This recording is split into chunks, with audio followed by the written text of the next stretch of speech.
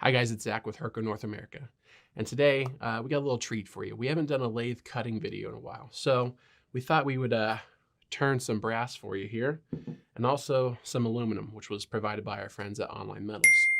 And with OB1 coming out this week, we thought we'd do something different. So we're gonna take our Hurco TMX8MYi lathe and we're gonna make a lightsaber. We're gonna be turning this again with aluminum and brass, doing it in 3 pieces. As you can see, we have it threaded here.